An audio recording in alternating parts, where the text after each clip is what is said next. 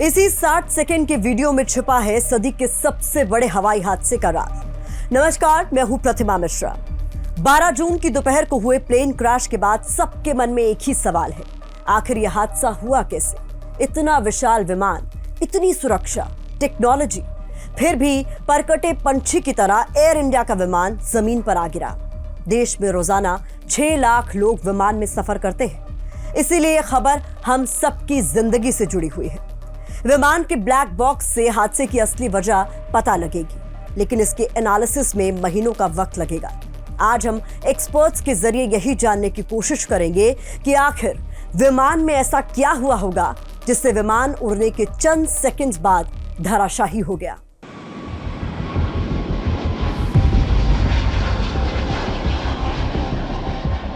बारह जून की दोपहर 1:38 पर अहमदाबाद के एयरपोर्ट से बोइंग के ड्रीमलाइनर 787 ने उड़ान भरी और रनवे से 1600 मीटर दूर बीजे मेडिकल कॉलेज के हॉस्टल पर क्रैश कर गया।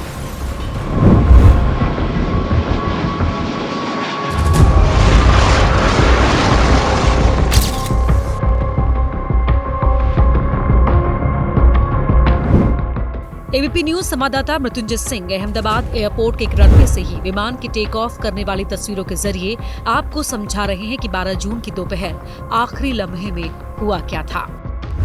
इसी प्रकार से विमान भी कल भी एयर इंडिया का विमान टेक ऑफ किया, जिसमें काफ़ी कम ऊंचाई पर उड़ रही थी। अभी आप देख रहे हैं जितनी ऊंचाई, इससे काफ़ी कम ऊंचाई पर ये उड़ान हो रही थी। ये सिर्फ समझाने के लिए हम ये तस्वीरें आपको बता रहे हैं। जिस प्रकार से आप देखें तो एयरपोर्ट का बाउंड्री वॉल पार करते ही ये विमान काफ़ी ज़्यादा ऊंचाई पर चला गया था, लेकिन इसके विपरीत 12 जून को जब एयर इंडिया का विमान था वो विमान इतनी ऊंचाई नहीं पहुंच पाया था और लगभग जहां पर ये बाउंड्री वॉल एयरपोर्ट की ख़त्म होती है वहां से 1600 मीटर यानी 1.6 किलोमीटर की दूरी तय करने के साथ ही ये जो आपको सफ़ेद रंग का एक गुंबद नज़र आएगा, एक इमारत नज़र आएगी, यहीं पास में ही बीजे मेडिकल कॉलेज के छात्रों का हॉस्टल था, मेस था और वहां पर ये एयर इंडिया का विमान क्रैश कर गया।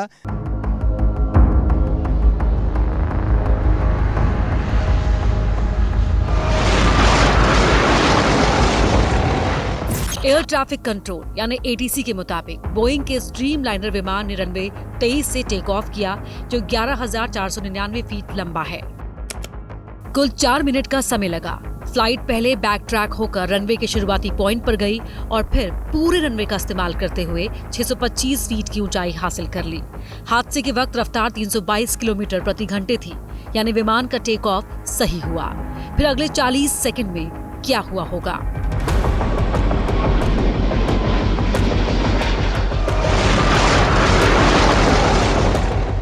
एयरक्राफ्ट अपनी शून्य की स्थिति से एकदम से अपने को फुल पावर के साथ आगे बढ़ाना शुरू करता है, जिसे हम थ्रस्ट कहते हैं। और जैसे ही थ्रस्ट पूरा मैक्सिमम होता है उतने छोटे से रनवे पे ही उठा करके ले जाने के लिए वो 2 इंजन जो है वो पूरी क्षमता के अनुसार जो है रनवे पे दौड़ाते हैं। और जैसे ही आप एक पर्टिकुलर स्पीड पे जैसे रोटेशन के लिए जहाज़ को आप उठाते हैं, अगर उसके अंदर एक इंजन उस टाइम फेल हो जाता है तो दूसरे इंजन से जहाज़ को ऊपर उठा करके वापस उसी रनवे पे ला करके लैंड करा सकते हैं। अगर दूसरा इंजन भी फेल हो जाए, जैसे कि आज हम देख रहे हैं कि वो जहाज़ वापस जो है नीचे ज़मीन की तरफ आते जा रहा है, तो इसका मतलब ये है कि जहाज़ के दोनों इंजन फेल हुए हैं।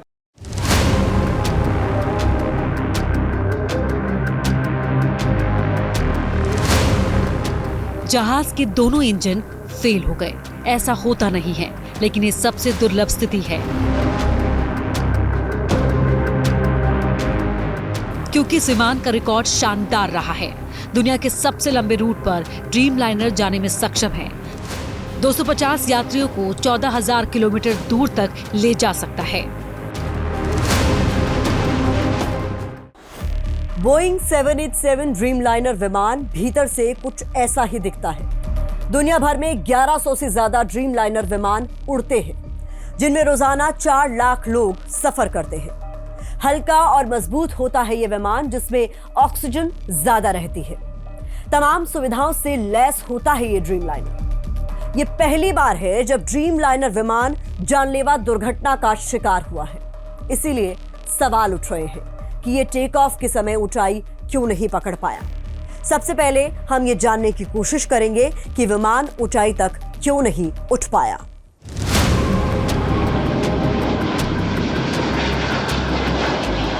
जानकार वीडियो के आधार पर बता रहे हैं कि 625 फीट की ऊंचाई पर भी विमान के लैंडिंग गियर खुले दिख रहे हैं।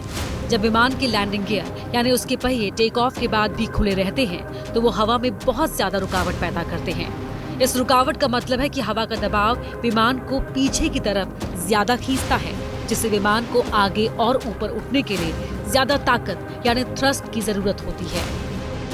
अगर पहिए खुले रहे तो इंजन की ताकत का बड़ा हिस्सा इसी खिंचाव को पार करने में लग जाता है और विमान उतनी आसानी से ऊंचाई नहीं पकड़ पाता या उसकी रफ्तार कम हो जाती है।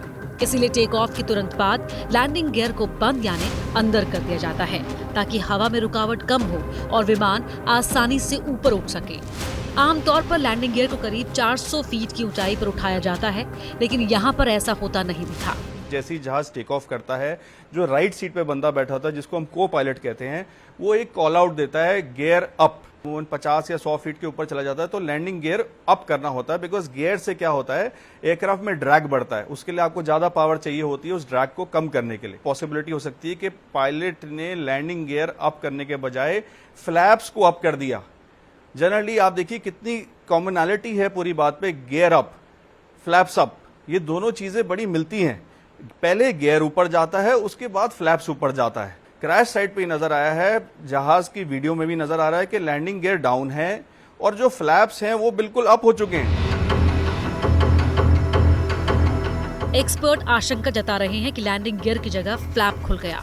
विमान में फ्लैप कितना अहम होता है उसकी आगे पड़ताल करेंगे, लेकिन पहले ये समझते हैं कि क्या लैंडिंग गियर डाउन होना हादसे की वजह हो सकता है। एबीपी न्यूज की टीम पायलट ट्रेनिंग सेंटर चलाने वाले कैप्टन आलोक सिंह के पास पहुंची, ये जानने के लिए क्या लैंडिंग गियर डाउन रहना मानवीय चूक हो सकती है। यहाँ एक नई थ्योरी सामने आई। पायलट को टेक ऑफ के साथ ही गड़बड़ी का अंदेशा हो गया होगा, इस वजह से भी लैंडिंग गियर खुले छोड़ रखे होंगे ताकि इमरजेंसी में लैंडिंग कराई जा सके। सामने लीवर देख पा रहे हो तो वो लैंडिंग गियर लीवर है और राइट नाउ अगर वो देख पा रहे हो कि वो ऊपर की ओर है तो वो लैंडिंग गियर अप है। अगर हम उसको नीचे करते हैं तो लैंडिंग गियर डाउन हो जाता है। तो हम इसको नॉर्मली क्या करते हैं कि जैसे ही हम टेक ऑफ होते हैं लैंडिंग गियर अप कर देते हैं। पायलट ने इमीडिएटली टेक ऑफ के बाद ये अंदाज़ लगा लिया कि एयरक्राफ्ट के साथ कुछ भयंकर तकनीकी गड़बड़ है, इसलिए उसने लैंडिंग गियर ऊपर नहीं किए। तो ये हमारी ट्रेनिंग में प्रोवाइडेड होता है कि अगर आप इमिनेंट क्रैश कर रहे हैं तो आप लैंडिंग गियर को डाउन रखें, ताकि अगर जब आप इम्पैक्ट हो ग्राउंड या बिल्डिंग जिसके साथ भी, तो थोड़ा बहुत उस इम्पैक्ट को लैंडिंग गियर झेल सके। मतलब लैंडिंग गियर खुले रहने पर सवाल तो है, लेकिन थियरी अलग अलग है। इसी तरह फ्लैप के एक्सपेंशन की थियरी भी है, उसके बारे में भी समझिए। विमान की सुरक्षा और कंट्रोल के लिए जरूरी होते हैं ये फ्लैप, जो विमान के पंखों के पास लगे एक्स्ट्रा प्लेट्स होते हैं। टेक ऑफ के समय सही एंगल यानी 10 से 20 डिग्री पर नहीं होते तो विमान को उड़ान भरने में दिक्कत हो सकती है। अगर फ्लैप बहुत कम या बहुत ज्यादा खुले हों तो विमान का आगे का हिस्सा, जिसे नोज कहते हैं, अचानक नीचे झुक सकता है, जिससे विमान का संतुलन बिगड़ जाता और वो क्रैश भी हो सकता है। विमान के आखिरी वीडियो के आधार पर यह कहा जा रहा है कि नोज डिप यानी विमान का आगे का हिस्सा झुक गया था। पायलट ने विमान को ऊपर उठाने की कोशिश की, लेकिन वो नीचे ही गिरता चला गया। एक होता है आपका विंग, जिसको हम एरोफॉइल भी कहते हैं, तो फ्लैप उसका एक एक्सटेंशन पार्ट होता है। तो जनरली उसकी सेटिंग होनी चाहिए समवेयर अबाउट 10 डिग्रीज, 15 डिग्रीज या 20 degrees. That again this is calculated by the pilot. Aircraft का वेट इतने टन है, रनवे मेरा इतना अवेलेबल है, इतने डिग्री टेम्परेचर हो रहा है, तो उसके पास पूरा चार्ट होता है जिसमें वो अपनी स्पीड्स कैलकुलेट करता है कि जी मेरी इतनी स्पीड होनी चाहिए, इतना मेरा फ्लैप का कॉन्फ़िगरेशन होना चाहिए। जो डिग्री में मिला उसके बाद में वो फ्लैप पूरा 0 डिग्री था, मतलब रिट्रैक्टेड कंडीशन में था। अमेरिका के aviation expert John M Cox ने वीडियो के आधार पर दावा किया है कि विमान के पुर्जे ठीक से फिट नहीं किए गए थे। सेफ्टी ऑपरेटिंग सिस्टम के सीईओ कॉक्स का कहना है कि प्लेन के स्लैट्स और फ्लैप्स सही स्थिति में नहीं थे। एक्सपर्ट सिस्टम में खराबी की ओर इशारा कर रहे हैं। वहीं ड्रीम लाइनर का इंजन भी सवालों के घेरे में है कि आखिर इतना मजबूत सिस्टम ताश के पत्तों की तरह कैसे बिखर गया। अब जिस बात की आशंका सबसे ज्यादा जताई जा रही है वो ये है कि विमान को जरूरत के मुताबिक थ्रस्ट नहीं मिला। थ्रस्ट यानी पावर। कम थ्रस्ट का मतलब होता है कि पावर की कमी के साथ उड़ान भरने पर भी क्रैश की आशंका हो सकती है। लेकिन सवाल यहां यह है कि थ्रस्ट कम क्यों मिला? क्या कोई तकनीकी खराबी विमान में थी जिसे पायलट उड़ान से पहले पकड़ नहीं पाए? तो क्या पावर कम मिलने की वजह से उड़ने के बजाय नीचे जमीन की ओर गिरने लगा विमान? सवाल उठना लाजमी है, या थ्रस्ट सेटिंग में गड़बड़ी हुई? ये सेटिंग्स फ्लाइट मैनेजमेंट कंप्यूटर से कैलकुलेट की जाती हैं। अगर ये कैलकुलेशन गलत थी तो प्लेन की स्पीड और फ्लैप सेटिंग भी गलत हो सकती है। इसकी भी पड़ताल करेंगे। पहले जानना जरूरी है कि ये थ्रस्ट विमान में आता कहां से है और इसके कम होने की बात क्यों कही जा रही है। जैसे आप गाड़ी चलाते हैं तो आपका एक्सेलरेटर होता है, तो आप जितना ये बीच में जो दो लीवर देख रहे हैं जिन पे कि अभी हाथ है, तो ये थ्रस्ट लीवर्स हैं दोनों इंजन के। तो जब ये थ्रस्ट लीवर्स को आप आगे बढ़ाते हैं तो basically you are adding power. वो इंजन उतनी थ्रस्ट को मेंटेन करता है। और आजकल के नए आधुनिक सारे ये एयरक्राफ्ट हैं, इसमें ऑटोमेटिक थ्रस्ट होता है। तो एक दफ़े आप एक पर्टिकुलर कंडीशन पे ले आके रख देते हैं, तो फिर एयरक्राफ्ट के वेरियस कंप्यूटर्स जो होते हैं फेडेक, वो अपने आप उसको कंट्रोल करते हैं थ्रस्ट को। बोइंग को तकनीकी तौर पर शक्तिशाली माना जाता है, फिर ऐसा क्यों हुआ कि विमान को इतना थ्रस्ट यानी पावर नहीं मिल पाया? जैसे ही ऊपर उठने की उसने कोशिश की तो पायलट ने ये पाया कि जितना थ्रस्ट उसको मिलना चाहिए तो थ्रस्ट हो नहीं पा रहा था। जितने सेकंड बाद, जितने हाइट पर उसको पहुंच जाना था, उतने सेकंड बाद उस हाइट पर वो पहुंच ही नहीं पाया। तो इसलिए पायलट को तुरंत ये हुआ कि कहीं पर कोई बहुत बड़ी खराबी है।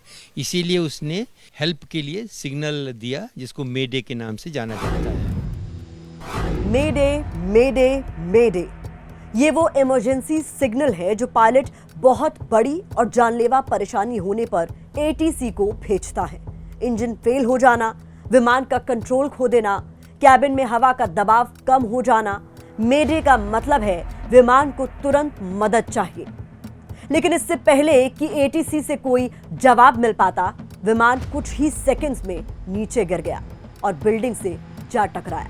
एक चीज क्लियर हो रहा है कि दोनों इंजन का पावर किसी कारण से, क्या कारण है हम लोगों को नहीं पता, किसी कारण से खत्म हुआ या कम हुआ, जिसके कारण वो जहाज को सस्टेन नहीं कर पाया और जहाज नीचे आ गया। What I see is a human error because both the engine was in full power when it took off, and within 3 kilometers it's fell from the sky, which is unheard of.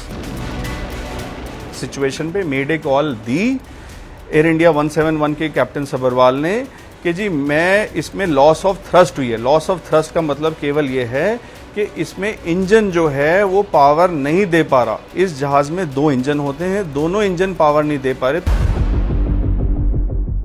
विमान में जिस गड़बड़ी की बात कही जा रही है वो प्लेन के वजन के मुताबिक होती है। तो क्या फ्लाइट मैनेजमेंट कंप्यूटर में गलत वजन दर्ज कराया गया, जिसकी वजह से सेटिंग्स गलत हुई? इस सॉफ्टवेयर एरर के सवाल का जवाब भी जानेंगे, लेकिन सवाल फ्यूल पर भी उठ रहे हैं।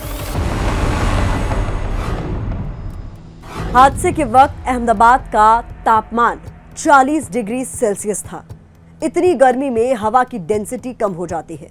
विमान के ईंधन में भी हवा मिक्स होती है। अगर गर्मी की वजह से हवा की डेंसिटी कम होती है तो इंजन को कम पावर मिलता है।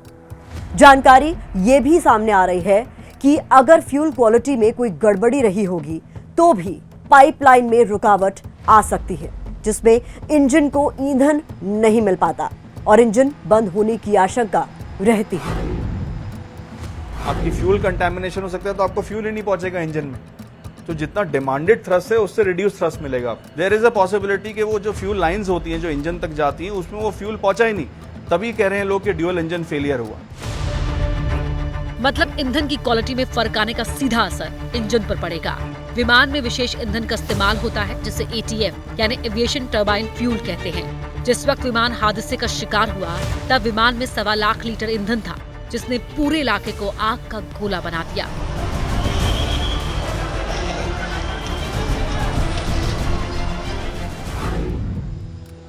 1.25 लाख लीटर ईंधन विमान के अंदर ही था और लगभग गर्मी तापमान इतना ऊंचा हो गया कि किसी को बचाने की मौका ही नहीं मिला। जानकार बताते हैं कि विमान के स्पीड सेंसर भी अगर ठीक से काम ना करे तो पायलट को स्पीड का डेटा गलत मिलता है, जिससे पायलट सही वक्त में टेक ऑफ का फैसला नहीं ले पाते।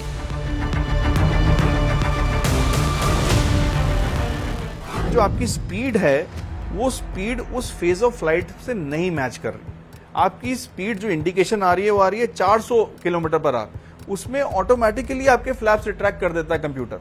वो कहता है जी 400 किलोमीटर पर आवर की स्पीड आपकी आ रही है, आपको फ्लैप्स की जरूरत ही नहीं है, तो वो ऑटो रिट्रैक्शन कर देता है। तो उस केस में पायलट कंफ्यूज हो जाता है कि अरे यार अभी तो मैं टेक ऑफ कर रहा हूं, मेरी स्पीड होनी चाहिए थी 250, ये 400 कैसे दिखा रहा है। इन दैट कंफ्यूजन आपके जो फ्लैप्स होते हैं वो रिट्रैक्ट हो जाते हैं, ट्रेजेक्टरी से आप लिफ्ट कर रहे थे वो फॉल्टर होगी, आपकी नोज नीचे डाइव करेगी। इसी तरह से सॉफ्टवेयर एरर भी एक बड़ी वजह हो सकता है, जिसके कारण विमान ऑटो पायलट मोड में आ गया हो या उसने गलत कमांड दे दी हो। चूंकि विमान उड़ान भरते ही क्रैश हो गया तो बर्ड हिट की आशंका से भी इनकार नहीं किया जा सकता, यानी रिहायशी इलाके से गुजरते हुए कोई पक्षी हिट कर गया हो। हालांकि विमान में 2 इंजन थे। अगर बर्ड हिट की वजह से मान लिया जाए कि एक इंजन को नुकसान पहुंचता भी तो भी दूसरा इंजन विमान को सकुशल लैंड करा सकता था, लेकिन इस केस में विमान सीधे जमीन पर आ गिरा। विमान के टेक ऑफ में कितना रिस्क होता है इसे आप भी ऐसे समझ सकते हैं। विमान जब उड़ान भरता है और ऊंचाई तक पहुंचता है, उसमें पूरे सफर का सिर्फ 2% समय लगता है, लेकिन 20% विमान हादसे इसी समय के भीतर हुए हैं। 40 सेकंड की उड़ान पर चौतरफा सवाल उठ रहे हैं। इंजन से लेकर प्लेन की बॉडी तक सब कुछ सवालों के घेरे में है। वो और को पायलट का ये एक्सपेक्टेड है कि आपस में बातचीत करके चेक करेंगे हर एक इंस्ट्रूमेंट। इसको बोला वो नाम लेते हैं, ये instrument check check check check, इस तरह होता है सारा, और उसकी पूरी ट्रेनिंग होती है, उसके टेस्ट होता है।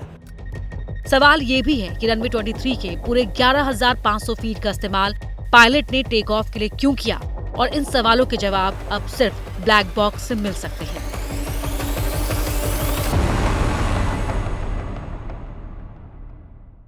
विमान में हादसे की वजह समझने के लिए हम वर्चुअली प्लेन के अंदर और प्लेन के पास मौजूद थे। अभी मैं ग्राउंड जीरो पर स्पॉट के बेहद करीब खड़ी हूँ। यहाँ से कुछ ही दूरी पर ही विमान क्रैश हुआ था। विमान का ब्लैक बॉक्स बरामद किया जा चुका है। इसके 2 हिस्से होते हैं, कॉकपिट वॉइस रिकॉर्डर यानी CVR और फ्लाइट डेटा रिकॉर्डर यानी FDR।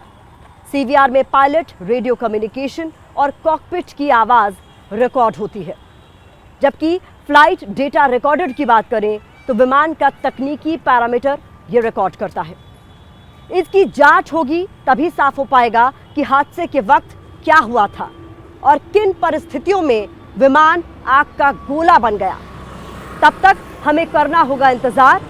ये थी रनवे 23 की कहानी, जिससे उड़ान भरकर AI-171 अपनी मंजिल को नहीं पा सका।